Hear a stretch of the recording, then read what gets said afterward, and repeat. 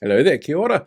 The National Party have gone into crisis PR mode this week after last week's surprising changes to the Pay Equity Act and the very quick backlash to that announcement.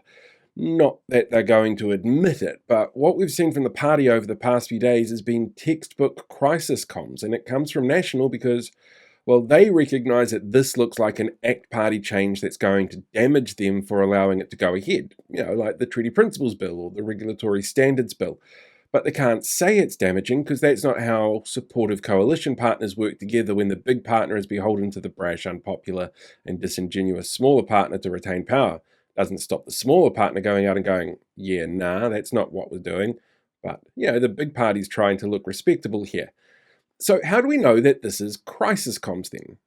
Well, because it's literally Crisis Comms 101 as laid out by Google.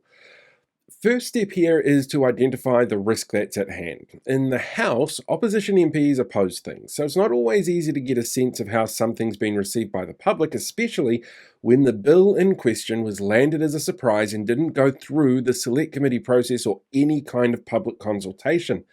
So, after assessing the news responses, seeing how the public reacted and how the media framed the issue, they assessed the risk was pretty damn high because media outlets that platform government talking points and frame issues through these specific points did not give them great headlines. And those outlets' top fans and regular commentators, they didn't approve of the changes, even when it was framed about financial savings, the most National Party thing that the National Party can do.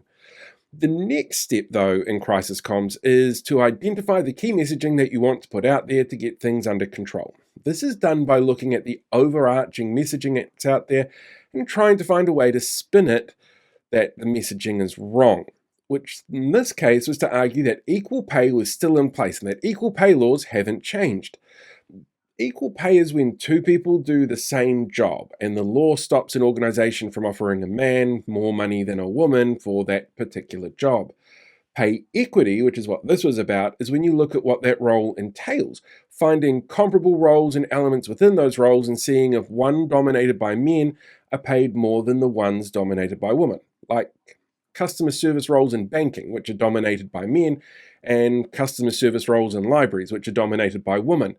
Which is why it's taken years for the 33 cases that the government cancelled to go through this process, while they collect mountains of data and collate it all to ensure that they've reached what was the threshold to be able to move through the processes before they made that threshold harder to reach under this new law.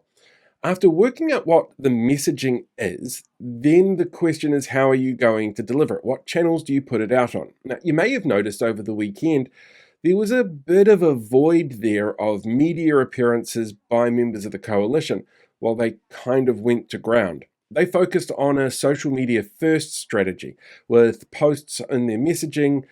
To be honest, that messaging was awful, but it was shared in local community pages like this one and by a variety of MPs who had been probably identified as being more likely to have offended women in some way, like Women's Affairs Minister Nicola Grigg, or Northcote's Dan Bidwell, who recently had to defend defunding a local women's organisation on the North Shore.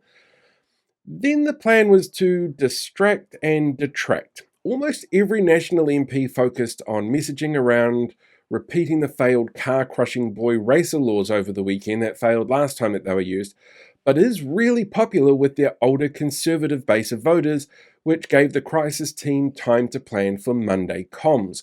Because Monday is when the Prime Minister does his morning media rounds and his post-cabinet press conference. To make sure the focus wasn't on the Prime Minister over the issue, Nicola Willis had an op-ed released, framing the issue around vilifying a reporter who called her the C-word in an article responding to the changes, which is an understandable response since that's a pretty extreme and polarising descriptor. On breakfast, the Prime Minister actually wasn't pushed too hard on this. On RNZ, he stuttered and stammered when Corin Dan walked him into a question that he wasn't expecting, because the line of questioning didn't cover the talking points that the crisis comms teams have settled on. That equal pay was fine, it's not going anywhere, that no one is getting a pay cut, and that it's clearly an attack and the fault of Labour.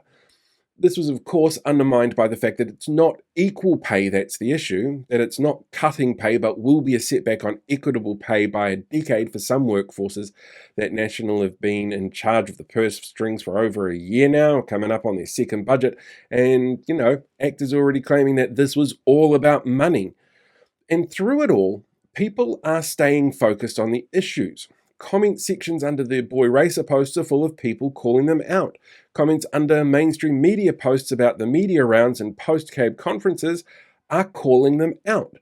The supporters of the change make it worse by posting misogynistic, sexist responses, and the only women who seem keen to support it have pages full of far and alt-right and often conspiracy-fueled content, which for most people undermines the effort the crisis comms team are trying to put into controlling the shitty situation of their own making from a team of dysfunctional politicians who keep showing us exactly who they really are and who they really care about.